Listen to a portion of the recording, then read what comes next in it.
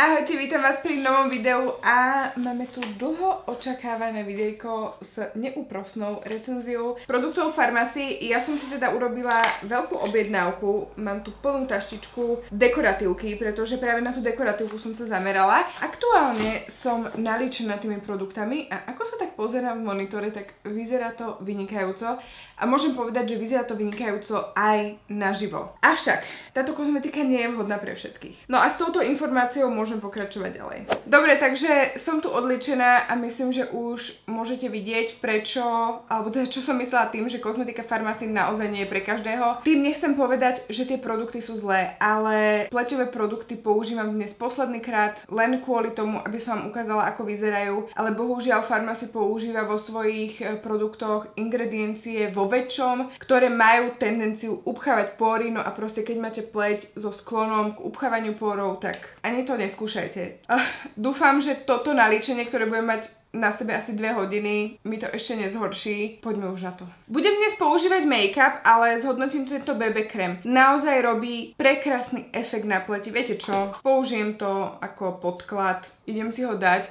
Toto je pre mňa veľmi svetlý odtieň, ten, ktorý je v takomto štartovacom balíčku. Tým, že mi tam prišli vzorky, tak môj odtieň je medium 03. Pozrite sa, on fakt, že krásne kryje. Veľmi pekne vonia, tak koláčikovo by som povedala. A fakt, že na tej pleti vyzerá dobre. Lenže tam to asi končí, pretože má pleť potom 2 týždne nevyzerá dobre. A aby sme si to porovnali, tak teda na jednu polovicu si dám tento BB krém a na druhú polovicu make-up. Veľmi pekný prirodzený efekt, ktorý ale vie aj zakryť a zjednotiť pleť. Vyzerá veľmi prirodzene, má taký pekný lesk, ale nevyzerá mastno, čiže čo sa týka efektu, vynikajúce, výdrž, je to BB krém, nie je to make-up, čiže nevydrží vám to celý deň, ale s tým proste rátame, keď si dávame BB krém. Obsahuje makadamiový olej, vitamín B3, argánový olej, silk protein, SPF 15 a kolagén, je za dobrú cenu asi za 7 eur. No a make-up doteraz som skúšala teda tento v tej veľkej flaštičke, ale mám veľmi svetlý odtieň, som si zobrala. Idem vyskúšať niektorú z tých vzoriek. Čo som pozerala na internete, tak myslím, že 6 by mi mohla sadnúť. Myslím, že si dobre pamätám, že táto je s takým žltým podtónom. Čiže áno, je to ten odtieň. Roznášam si to húbkou a idem na to použiť túto obrovskú húbku od Real Techniques. Určite ste ju už zaznamenali v DM-ke. Je to limitka, ktorá je dostupná len počas augusta a nájdete tam ešte aj tieto 3 štece na tvár a takýto krásny set na oči, kde sú fakt vynikajúco vyskladané tie štece, že sú veľmi použiteľné. Ale keby ste už nestihli túto húbku v DM-ke, oni počas augusta ju majú aj samostatne, normálne medzi ostatnými húbkami, že nie medzi tou limitkou, ale medzi ostatnými húbkami. Oranžová trošku s bledorúžovou, ako keby mixnutá. Čiže toto je make-up. Ja úprimne som bola dosť v šoku z toho, že baby na internete hovoria, že je plnokrycí, ale ja teda o plnom krytí mám trošku inú predstavu. Ten make-up, keď si dáte 2 vrstvy, tak kryje dobre, ale keď si to porovnám s inými plnokrycími make-upmi, tak toto fakt nie je plné krytie. Mám pocit, že je to dosť podobné krytie, ako robí ten BB krém. Toto je strana BB krému, čiže taká lesklejšia a toto je strana make-upu, taká trošku matnejšia. Ale čo sa týka krytia, fakt tam nevidím nejaký veľký rozdiel. No a ja som si pôvodne myslela, že iba tento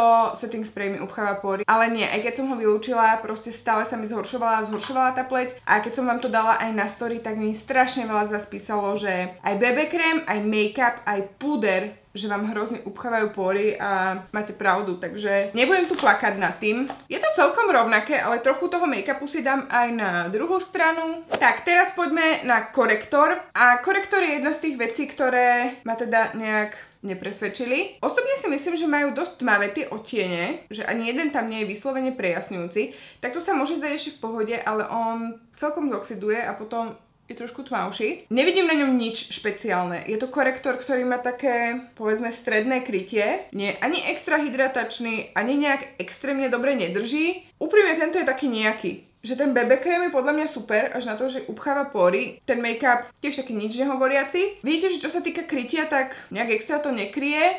A keď už sú menej krycie tie korektory, tak sa najmä volia aspoň hydratačné. Ale tento nie je ani hydratačný. Tento je za mňa trošku sklamanie a je taký dosť neatraktívny ten obal. No ale čo je fantastické, ale tiež si mi písali, že vám to upcháva pory, takže tiež to nebudem používať, je tento púder. Tento Tento púder je veľmi vychvaľovaný a chápem úplne prečo. Robí prenádherný efekt a strašne pekná tá vôňa. Babi si ho zvyknú dávať aj pod oči, čo úplne schvaľujem, lebo dodá ešte aj také krytie, ktoré nám nedodal ten korektor. A veľmi pekne aj prejasní, čo nám tiež nedal ten korektor. A úplne hebkú, hladkú pleť po ňom máte. Vynikajúci odtieň, mám ten svetlejší, myslím, že sú len dva. Čiže tento púder, ak nemáte pleť, ktorej sa upchávajú pory, rozhodne odporúčam. No a štecom z limitky Real Techniques takto prepudrujem zvyšok pleti. Ježiš.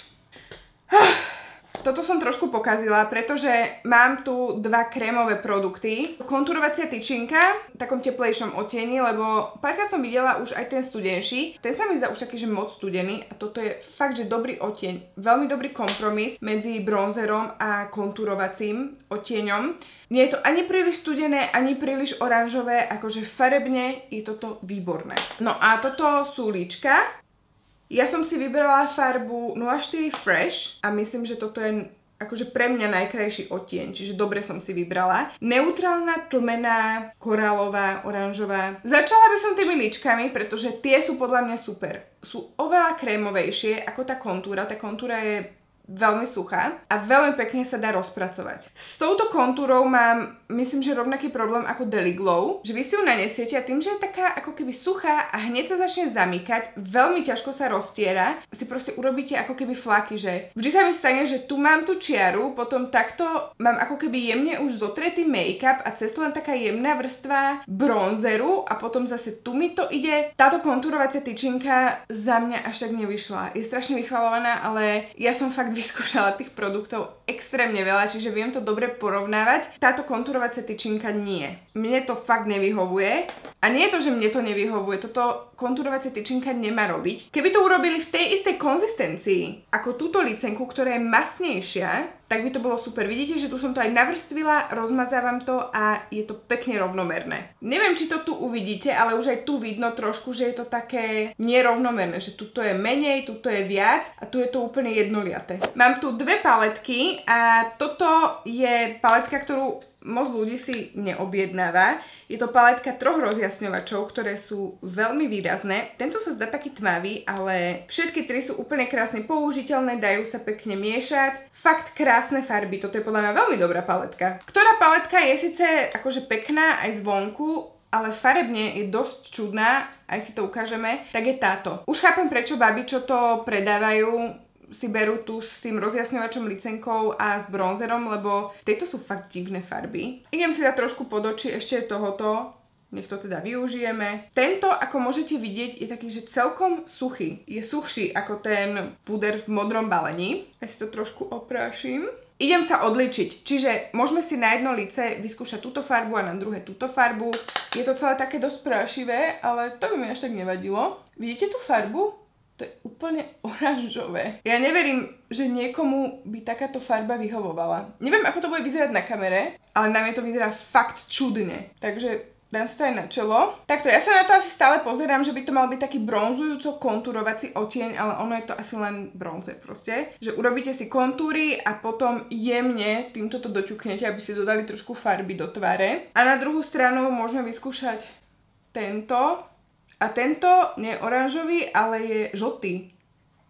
Ale jednoduchšie sa rozmazáva, akože preferujem rozhodne túto stranu a je to lepšia farba, hej. Je síce trošku viacej žltá, ako by mohla byť, ale stále je tam taký ten hnedý bronzový podtón. Neviem teda, aké sú tie bronzery v paletke, kde je aj licenka, aj rozjasňovač, ale v tejto tie bronzery moc nevyšli. Videla som, že majú ešte samostatné bronzery, ale tým, že ako nechcela som zase kupovať veci za 300 eur, tak som sa chcela uskromniť s týmto. Aj tak ma v podstate ten celý balík vyšiel, myslím, že vyše 100 eur. No a ako trošku si aj vykontúrujem nos tým svetlejším. Ešte si to trošku rozmažem. No, takže toto je tá tmavá strana. Pozerám, že to je také nejaké flakaté. To ešte trošku doladím. Trošku si tou tmavou ešte doladím túto stranu, nech som približne rovnaká. Z rozjasňovačov si namiešam tieto dva. Opäť je to trošku také prašivejšie, ale to nevadí, oprášime. A ak milujete výrazné rozjasňovače, tak toto sú podľa mňa fakt veľmi pekné a mne sa strašne páčia tie odtiene. Žltý potón, rúžový potón pre opálenejšiu pleť. Fakt, že táto paletka je za mňa super. Licenku mám len tú krémovú, čiže idem si dať túto od Catrice, ale budem mať také mauve líčenie, čiže sa mi bude hodiť. A poďme vytvoriť 10 nových výrážok na mojej pleti z Time Locker. Toto je sprej, ktorý môžem povedať, že naozaj veľmi, veľmi zafixuje a to, že mi upchá pory, som vedela hneď potom, ako mi zaschol na pleti, pretože už poznám ten pocit, kedy vám tu urobí ako keby taký film na pleti, že cez toho pleť nemôže dýchať a viem presne, že vtedy mi to upchá pory, takže musím si to dať. Rozprašovač je super, naozaj predĺží výdrž make-upu, ale už aj tu, ako mi to napadalo, tak cítim, že som taká ako keby lepkavá a tak mi to stiahuje pokožku. Čiže musíte sa rozhodnúť vy, či to chcete podstúpiť toto riziko. Čo je ale vynikajúci produkt a je asi aj najviac vyhypovaný od Farmacy a vlastne toto ma presvedčilo urobiť nákup na Farmacy a vyskúšať to, tak je práve tento vosk. Stále je o trošku lepší práve tento Top Face, ktorý tiež s tým mojim kódom na Riano kúpite za nejaké 4 €, ale jeho podstatne menej. Tu je toho brutálne veľa, akože ja neviem, na koľko obočí by som toto musela používať, aby som to spotrebovala, ale videla som, že baby to spotrebovávajú. Je k tomu aj kefka, takže ideme si urobiť obočie, ktoré 90% mojich diváčok neznáša, ale proste je to trend a mňa to baví, takže sorry. Pri tomto prvotnom nanesení vám to úplne nalepí chlpky. Výdrž počas dňa je trošičku slabšia ako pri tom Top Face, ale zase pomer cena a množstvo, tak zase vyhráva tento. Čiže podľa mňa, pokiaľ nemáte také tvrdé chlpky ako ja, tak vám úplne stačí tento Farmacy a máte perfektný objem s perfektným produktom za perfektnú cenu. Čiže tento gel je maximálne Jana Hermy approved.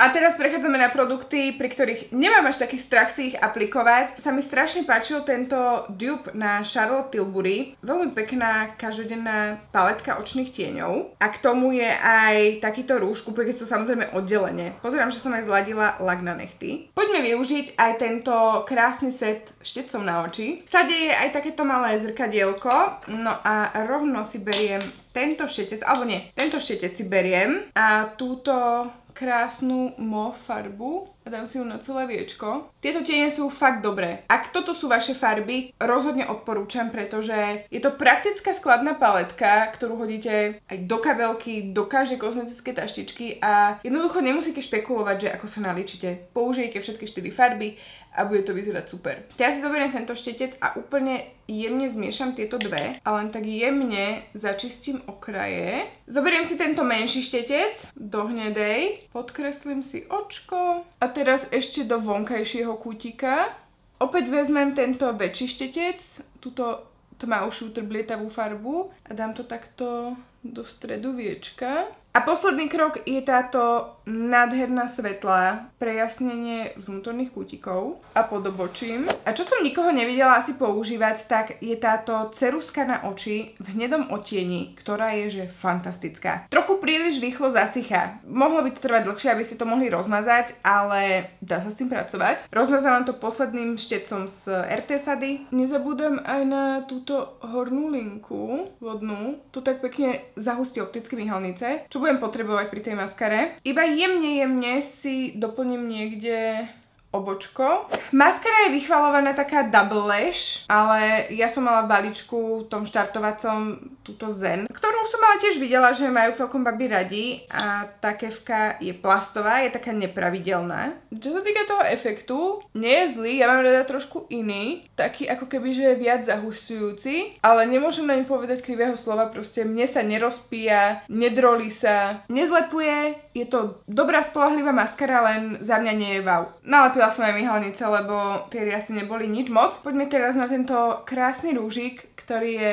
super, matný, pekná farba. Len niekedy si s ním pripadám tak trošku mŕtvolne, ale nie, je krásny. Proste úplne ako stvorený k tomuto líčeniu. Veľmi príjemný, veľmi pohodlný. Nevysušuje ma, je to pekná nude farba. Tým, že to bolo aj vytvorené k tejto paletke, tak ako môžete vidieť, Je to dokonalé kombo. Čo som si ale fakt veľmi obľúbila, tak je tento ich lesk. Toto bola prvá vec, ktorá ma zaujala na farmácii, keď vyšli nové tieto lesky a baby to promovali, tak som ich vtedy strašne chcela a skoro som si ich objednala. Ale potom ma to nejak prešlo a potom ma zase nalákal ten gel na obočie. Dá sa aj takto pekne vrstviť. Je dosť štiplavý, takže pokiaľ nemáte radi štiplavé, tak asi nie, ale inak je úplne super. Aj to balenie sa mi páči, je veľmi pekné. Praktický, veľký aplikátor.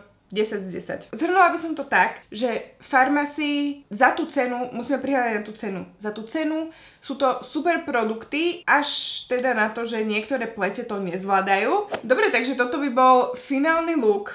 Ja si myslím, že to vyzerá výborne. Tie produkty sú na tú cenovú kategóriu vážne výborné, teda pár z nich až tak nie, ale to si zhrnieme úplne na konci. A ak to teda chcete vyskúšať, tak tu je taký môj zoznam, čo je super, čo nie je až tak super a čo by som zvážila. Čo odporúčam a bude s tým spokojný fakt úplne každý, kto si to kúpi. A to je prosím pekne až 6 produktov, čiže gelik na obočie, ak nemáte také tvrdé chlopky ako ja, čo je asi 95% z vás, tak to bude dokonalý produkt za úplne málo peňazí. Ceruska na oči, jedine, že musíte byť trošku rýchlejšie. Ja stále preferujem tie goš cerusky oproti tejto, ale proste pokiaľ tam už budete objednávať a chcete nejakú hnedú cerusku, tak táto Express je výborná. Nádherné kombo na každodenné líčenie je rozhodne táto paletka s týmto rúžom ale Charlotte Tilbury. Tam fakt nemáte čo pokaziť. Pokiaľ nie ste vyslovene veľmi chladný typ, lebo toto je trošku s takým teplejším nádychom, tak sa vám to bude hodiť. Tento lesk milujem, pokiaľ máte radi štiplavé lesky na pery, budete ho milovať tiež. A myslím, že tento rúžik som vám neukázala. Je to produkt, ktorým sa preslávili už pomerne dávno. A sú to ich tekuté rúže. To je asi taký prvý produkt, ktorý som ja pri nich registrovala. Je to vynikajúca formulácia. Tenká, nešúpe sa, nevysušuje nejak pery, je to krásne pigmentované. Tento odtieň jednotka je v štartovacom balíčku. Na mňa je príliš chladný, vyzerám s tým mŕtvolne, inak nemám čo vytknúť. Majú veľa ďalších odtieňov, čiže to je vyslovene len odtieňový problém. Teraz poďme na to opozitum, že čo nie, že mne nevyhovuje, ale čo podľa mňa nie sú dobré produkty. Kontúrovacia tyčinka. Ak je to vaša prvá kontúrovacia tyčinka v živote, možno si budete myslieť, že je dobrá, ale takto sa kontúrovacia tyčinka správať nemá. Nepíše rovnomerne, to, že mi upcháva pory, to už je druhá vec, ale jediné, čo je na tom dobré, je farba. Tá konzistencia, fakt nedá sa to rozotriť rovnomerne. Daily Glow s tým má rovnaký problém, takže nie som sama, kto to hodnotí takto. Táto paletka, tie odtiene sú fakt čudné, konzistencia nie je rovnomerná, nie je ani dobrá. Toto je veľmi suchý odtieň, ktorý vám neurobí pekné okolie pod očami, ako by mohlo. Jediné, čo je pekné, je obal. Úprimne, toto je teda vec preferencie. Ja osobne som z týchto dvoch produktov sklamaná, pretože ani nemajú plné krytie, ani nie sú hydratačné, ani neurobia nejakú vyhladenú pleť, ani ma neomladia, proste nič nie je špeciálne na tomto korektori a na tomto make-upe, plus upchávajú pory. No a za mňa táto maskara Zen, toto je taký priemer, akože možno, že tieto tri produkty by som hodnotila ako priemer a osobnú preferenciu, že za mňa nie. Úplne som zabudla na túto paletku rozjasňovačov, tá je podľa mňa super. Tá je fakt krásna, vracajú sa matné pleťovky, matné rúže. Podľa mňa sa vráti aj takýto výrazný rozjasňovač a túto paletku budete zbožňovať. No a čo sú za mňa fakt, že dobré produkty, bohužiaľ ja ich nemôžem používať, lebo mi upchávajú pory, je tento BB puder. Ten je fakt super, je mi ľúto, že ho nemôžem používať. Ešte viac ľúto mi je toto BBčko. Akože ja mám šťastie, že mám to BB od Bourjois, ktoré v podstate robí taký istý efekt, ale neupcháva mi pory. Setting spray, totálny upchávač a ľúto mi aj tejto licenky, možno ju ešte niekedy použijem, strašne sa mi páči farba, aj ten efekt, ale za tie výražky mi to asi nestojí. Dobre, takže to by bolo všetko na dnešné video, dajte mi vedieť, akú máte vy skúsenosť s farmacy produktami a ja sa s vami lúčim a teším sa na vás pri ďalšom videu. Čaute.